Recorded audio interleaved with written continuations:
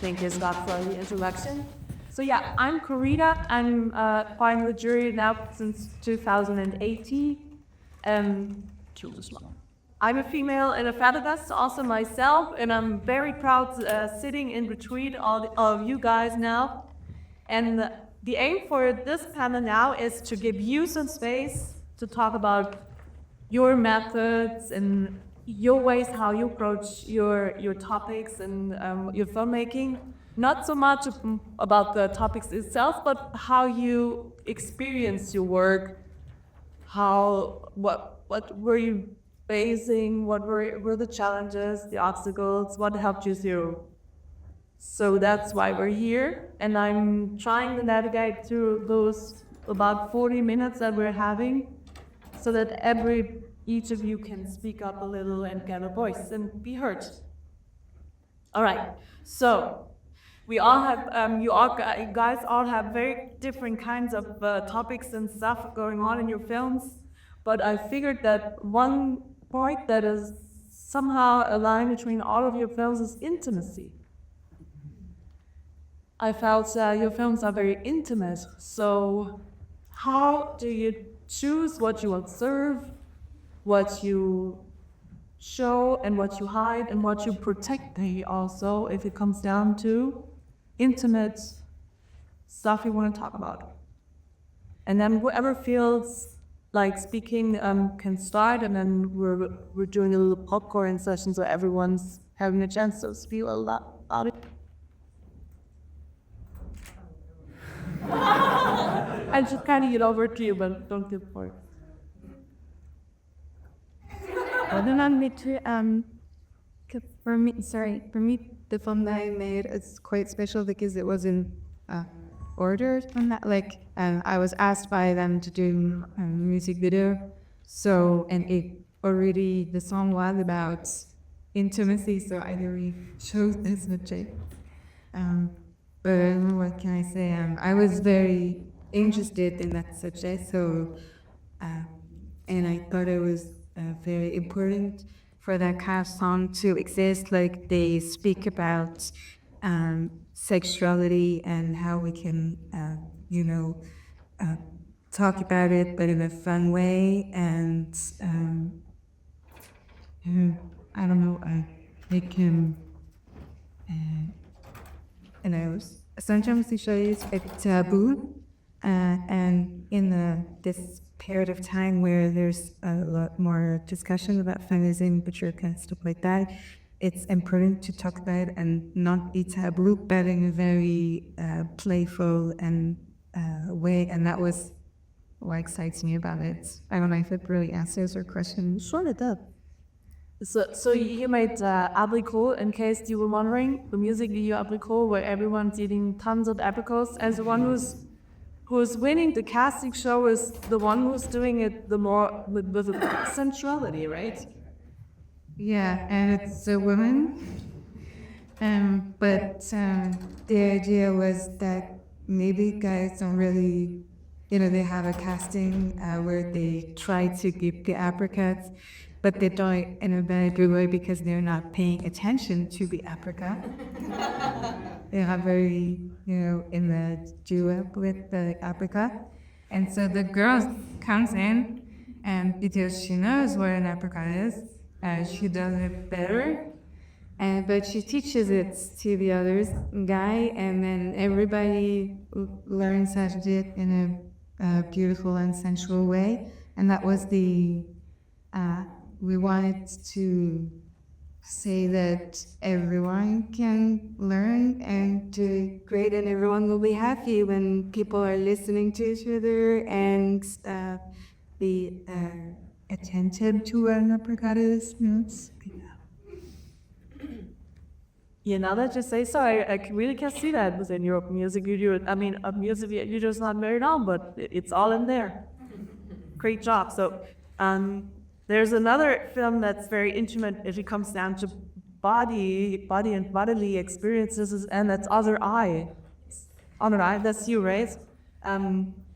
So if in case not everyone has seen it, a woman is tearing herself apart to sacrifice her to a goddess, Yes. How did you come up with that, and but with that transformation topic, and is there any, yeah, I mean, like, is there any sensuality in that violence too? I mean, talk about it.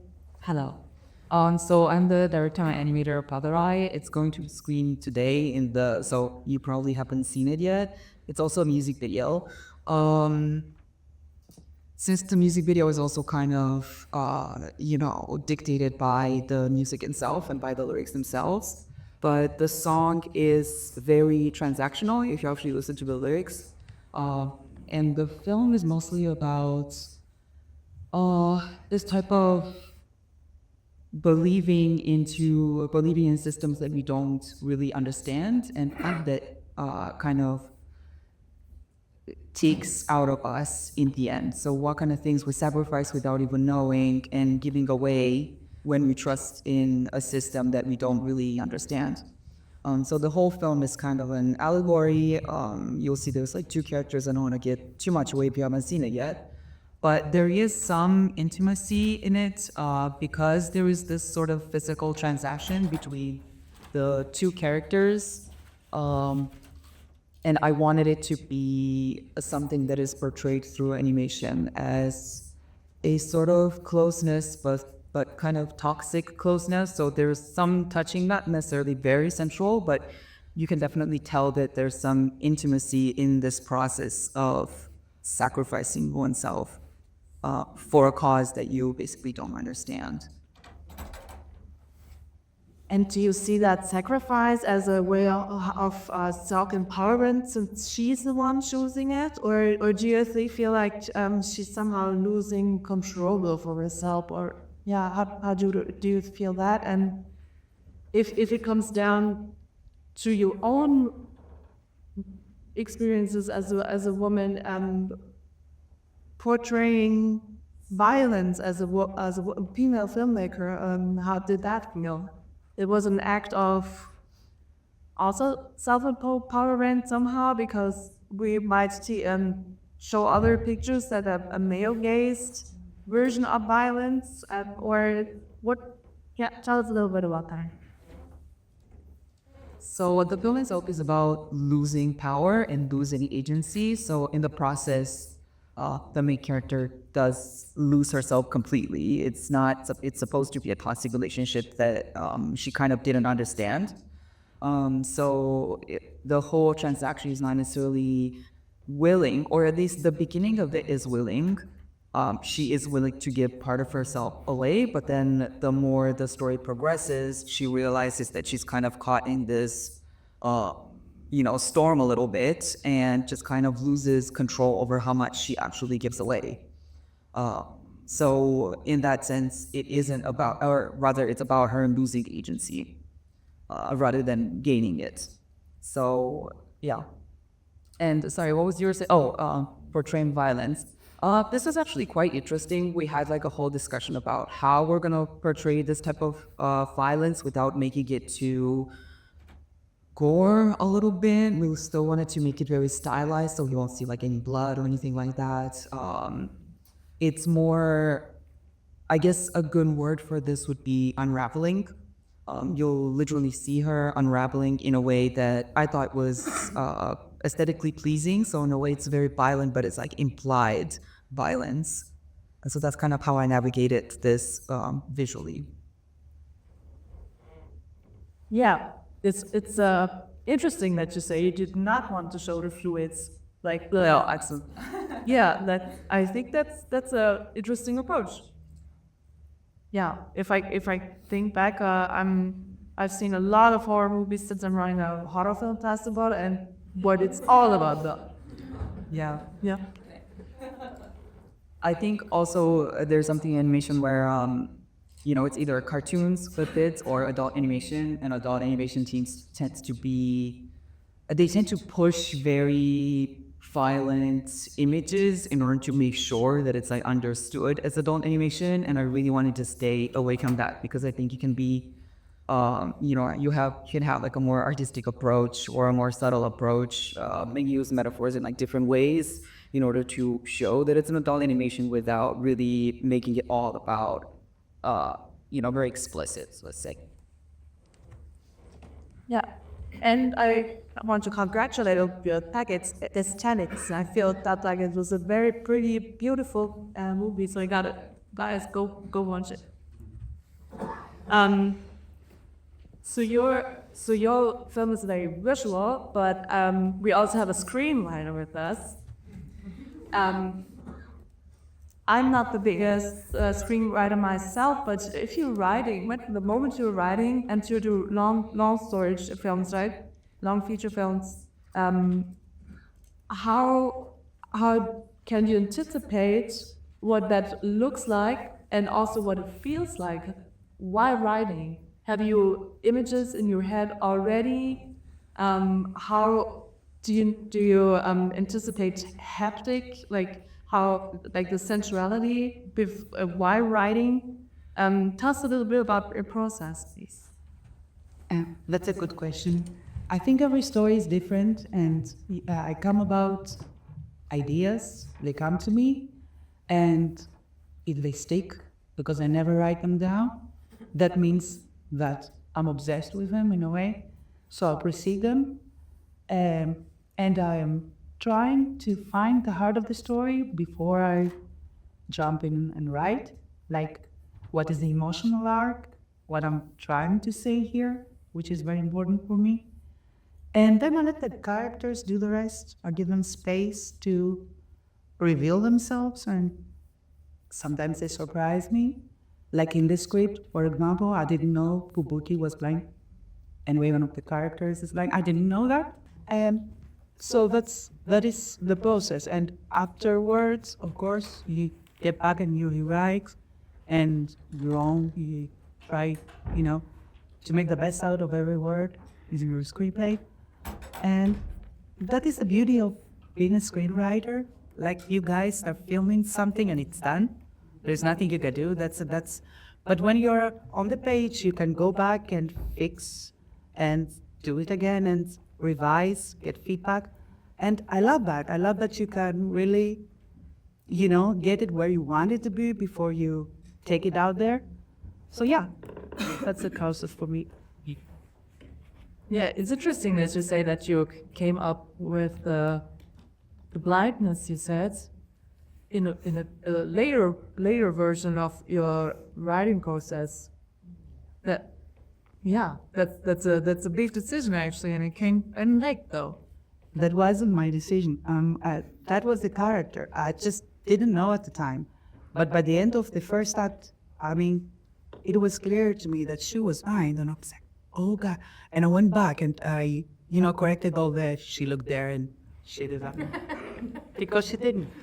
So you were surprised by your own creation. That sounds lovely. Yeah, it's amazing. I love life. That's so cool. Yeah, so now let's find a bridge to another question. We also have a documentary style filmmakers today. Audrey, you are one of them. So whoever saw Key, so you're the Punky. And yet yesterday I heard in the Q&A that you followed her around for 3 years. That's, if I hear that the first time, it sounds a little exhausting. How did you keep up your empathy? And how close were you after all this? Because you also said in the Q&A yesterday that at first she was kind of aggressive in her approach. And how did you manage to stay soft? Well, so to know Funky is to love her. She's at first her exterior is, she's comes off brash and sort of aggressive, but that's how she shows love, is by swearing at you and screaming at you and yelling at you. She only does that to the people that she loves. But I didn't know that, in the beginning. So you're just a little bit, I was just a little bit, I just wanted to make sure that she was comfortable with having a camera around her at all times. And so I really sort of was in the background of whatever she was doing. I wasn't asking questions. I wasn't producing anything. The entire time that I was with her, I never asked her to do anything. Like, I would ask her questions about how she was feeling, but I really just wanted to capture what was happening and what she was going through and what was happening. And one of the reasons that it took 3 years, and it was 3 years on and off. So she would be on tour doing her comedy in the summer when she was on hiatus from her television show, Saturday Night Live. So I'd go out every weekend with her in the summer, and then I would go to Saturday Night Live and film in her dressing room and like the after parties and things like that. But it took, the more time that I spent with her, the more she trusted me. And so then, I was able to just to be in her hotel room right when she wakes up in the morning. I'd knock on the door and she'd like answer the door, but still be sleeping. So I got those moments that you really aren't really able to get if you're just out, if you're trying to do this in 2 weeks or something like that. She'd probably not be so open to it. But also, I think one of the advantages to being a woman shooting this is she's a woman, and that's one of the reasons I wanted to tell her story. But also that I don't think that a man would have been able to be in a room, from dusk till dawn and all of that. And just, she was just really comfortable with me, and we're, to this day, we're very, very good friends. She was very happy with the film. She really wanted to show all of the, ups and downs of being an artist and staying true to your artistic voice, and how hard it is to be a woman and how hard it is to be a Black gay woman in the entertainment industry. And she really wanted to show all that, and she trusted me to just show like the true, authentic story. Yes, I mean, speaking of intimacy, that's where we started off. I feel like one part of the human experience is always left out in films, and that's going to the toilet. I don't know if you saw the movie, but the film starts off with her peeing on screen. I've seen tons and thousands of short movies, long movies, and throughout festivals, but seeing people pee is very, very rare. And that's a very high degree of intimacy you got there. Yes, you're welcome. So she's very open. That's just how she is. So she wouldn't do that in front of everyone, or she doesn't do that in like very professional settings. And someone was in the last film festival, they were thinking that, that she's doing this at Saturday Night Live and on her job, and she's not doing that. These are, this is after hours of doing comedy, and now we're in sort of the party atmosphere of the comedy clubs. But she's just a very open person, and she just does whatever she wants, sort of. Yeah, but she's also, I felt like, I don't know her, but I mean, I have the feeling that I know her. She might be very picky, and she let you. So that's you too, who, like, as you said, not everyone would have done it. No, I don't think so. And I think that because, like, my approach to it was just to sort of do nothing and to just film everything, but to also not get, she's up there, she's creating, she's doing shows, and sometimes they go well and sometimes they don't. And it's a very rigorous schedule. She's shooting Saturday Night Live 6 days a week, and then she's getting on a plane to fly to a different city, and she's doing 2 hours of comedy.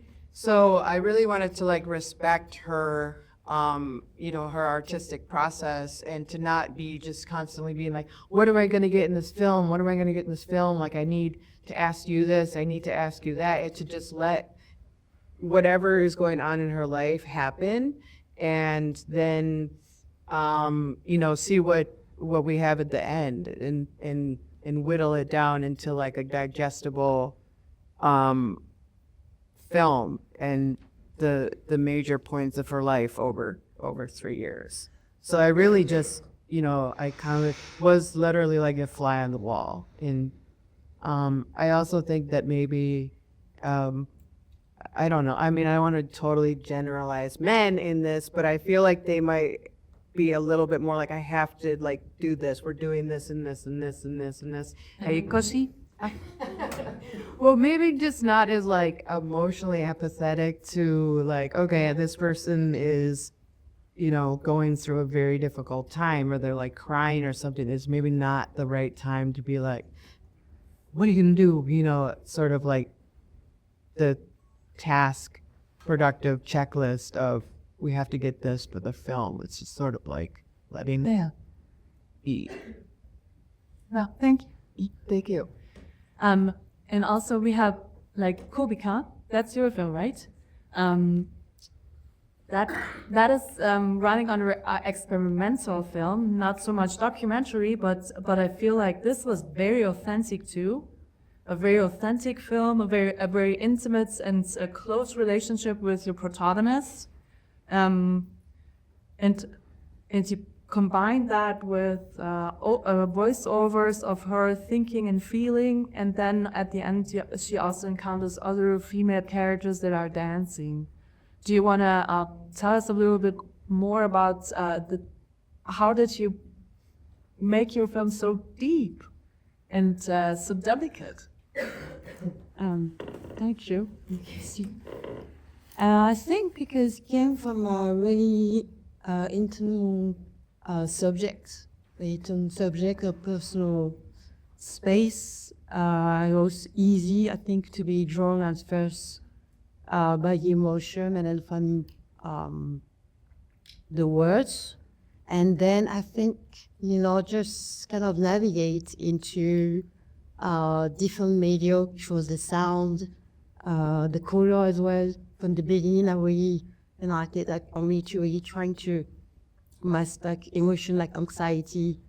There was subject like addiction as well. So it was more about feeling and trying to match and find the medium that felt correct with this emotion that I was trying to transcribe.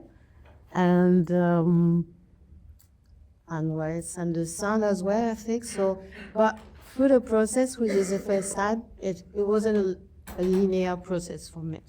While I was writing and shooting the film, I think the lot was also unfolding the way I felt. So that was really interesting as well, where I had to sit down. Even the text was the first time I wrote the text, very personal. And then try to sit down with every process. I had to sit down with it on kind of trying to be honest and see if it felt right in the moment, because sometimes I thought that I was really naked in that process for me to talk about the thing that was personal, but at the same time I could hold it.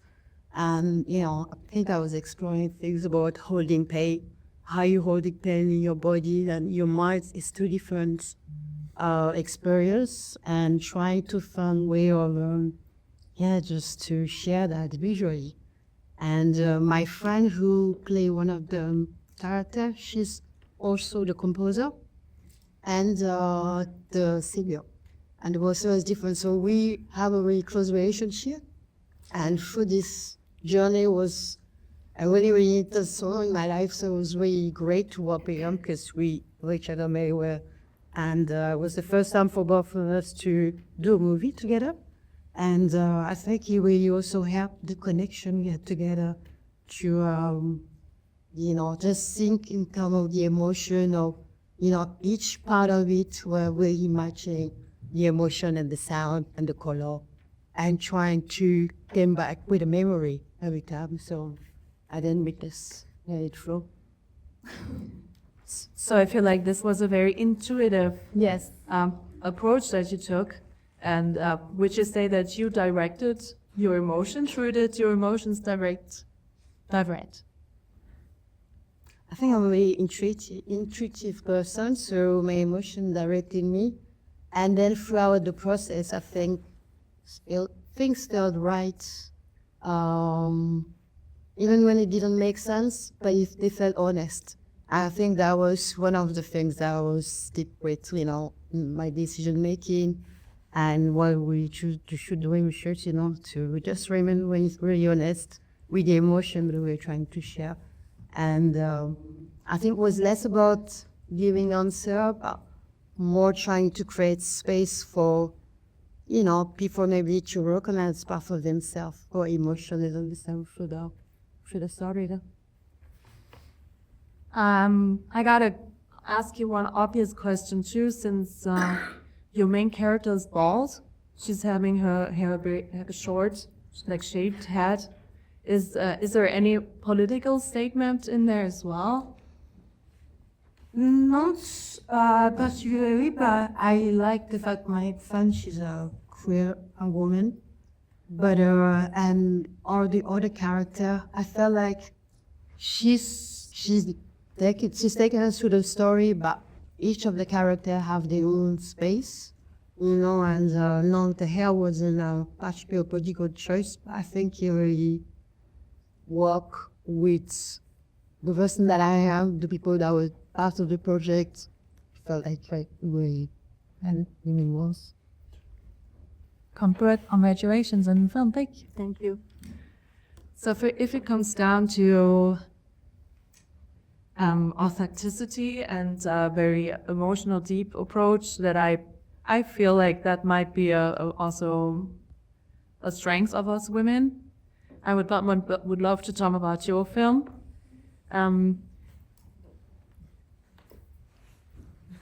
Your film is The Nexus Baggage. If everyone has seen it, and also I would like to combine it with another film that I felt like was extremely authentic, and that's Abondel Zeithaus. Maybe do we have that? Maybe somebody one here. Okay, Vicky. Okay, so your two films have one thing in common, that's an extremely close relationship and a very high authenticity in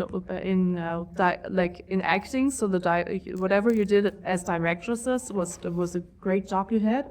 Congratulations on that. So I would love to hear more about how you explored that such deep and intimate and authentic relationships in Access Baggage. It's more toxic, uncomfortable relationship. In your case, it's more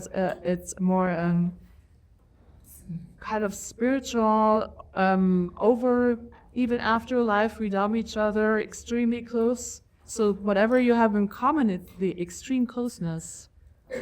How were you able to tell a story that portrayed such tight bond? Thank you. So I worked a lot with my actress, and I told her a lot. We talked about the father-daughter relationship a lot. I had a very good relationship with my father, so it was easy. I mean, it's easier for me because I know this relationship. It was easy for me to convey with to my actress this feeling of nostalgia and good feeling. And I worked also a lot on close to a documentary with a woman named Sori, because I wanted to work on death. Because for me, death is a taboo in the French culture. Like, we never talked about death until, in my family, we never talk about it until I have to face it. So I wanted to, and I think it's easier when you're prepared that death is part of life and you need to accept that death is part of life. And I wanted to bring something peaceful about it. And so I worked with a woman named Sylvie, and she has this vision of this is not only trauma and pain, it can be easier, peaceful. And so I worked with her during 2 years, and I went to in families where there is a child with cancer, And she helped them with a lot of love and this vision to accept that it's possible that maybe your child will pass away or not, but it's possible, and you need to be prepared in a way, and not, yeah, if it happens, like, yeah, she has them to confront them to the death, yeah, and yeah, so I showed the documentaries and the interviews to my actress, and we talked a lot about it. So as you're speaking, I can tell it really touches you. Yeah. Yeah, because I think the death of a child is what is the most difficult to accept, because it's not, I don't know, it's not what should happen, you know. Yeah. Yeah. Thank you. And what about you? How did you come up with such a hyper-realistic, toxic mother-daughter relationship? It was actually a process with different stages. At the beginning, I wanted to talk about emotional dependency, and it was very theoretical subject. So I thought about a picture that could represent that, and I thought about a mom and a daughter, and the daughter leaves for summer camp, and the mother cries, and I thought, okay, I think it's the beginning, because the daughter will feel guilty to have her life, and the mother will just be in her pain. And then I wanted to focus on the mother, and so it was funny because I wrote this script in residency, and at the beginning, my mentor told me, well, if you want to follow the mother, you had no story. And I said, yes, there is a story. And I thought, okay, then she has loneliness in her, and I wanted to experience really this loneliness, and I didn't want to judge her at that point. So she is judged because we have the double point of view, but at the beginning and at the end, we are on the point of view of the daughter, and because it is about this toxic relationship. But in all the middle, I didn't want to judge her, and I really wanted to experience this loneliness, and I really tried to be in, when I wrote, I tried to experience what I thought you could experience when you feel so lonely. And then there was other questions that I wonder, because I wanted to talk about mental health, but I didn't want her to be in a case. So that was all the thing to make her to be a little bit weird, but because it's neurosis, it's not like a psychosis, and so I wanted to talk about this. So I don't know if I answer your question, but yeah, that was kind of the process. And then we worked a lot with the both actresses among the shooting, and we had a lot of rehearsal, and but the lead actress is really she's really acting with her body, and that's what was important for me, that because she did not have so much to talk, it was all about her feelings. So we really worked on to be on the right feeling, not too much, not yet enough. Thank you. Yeah, and it was all her eyes looking slightly in another direction. It was very subtle. Congratulations, Upton. For a very short seconds, I did not have this at the time to ask Rita, but Rita made an awesome film that's screening today about social freezing, so egg freezing. It's political topics. They're taking place in India.